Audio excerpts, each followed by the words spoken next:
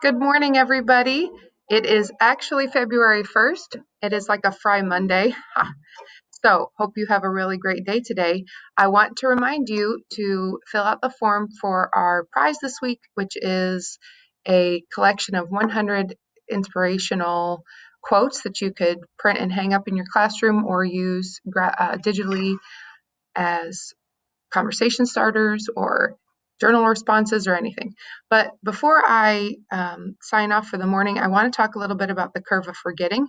You've probably seen this graphic before, and it's kind of important today because you may experience in your classrooms today this phenomenon called forgetting.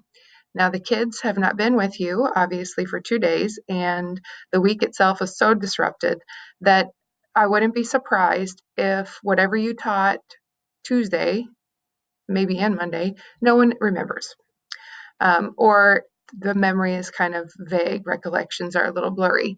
And part of that is because this concept of the curve of forgetting and how much review people need in order to remember content. So don't be surprised if you have to spend a little extra time reviewing today and thinking you're kind of reteaching what happened earlier this week. And another challenge is all the absences that we've been having. I've heard this all over the district.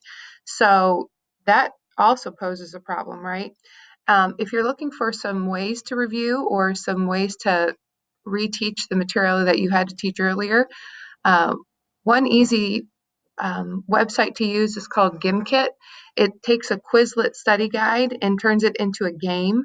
I learned about this from Miss Hermie last year, and you can just go to gimkit.com and it imports your Quizlet study guide and turns it into a game pretty quickly.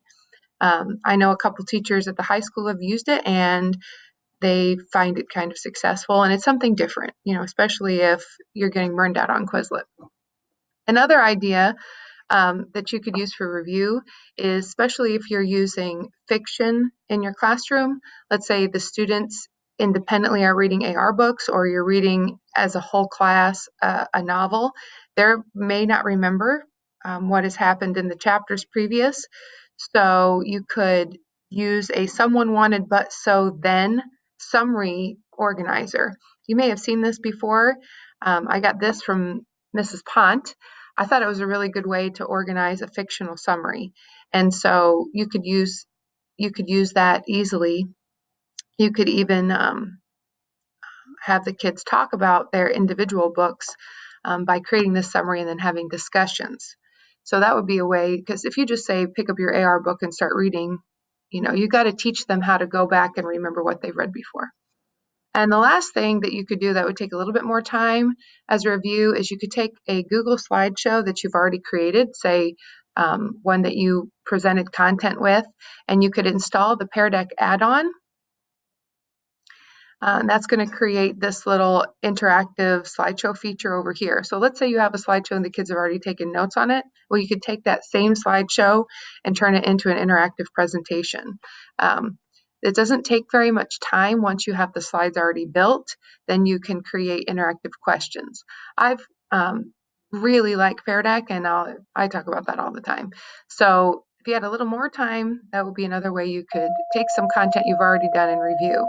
So hopefully you're going to have a great day. I think you will, because you've missed the kids. And don't be surprised, though, if you are going to have to do a little bit of reteaching and review today. Hopefully that gives you some ideas. Have a great day, and I will draw for the winner later on today.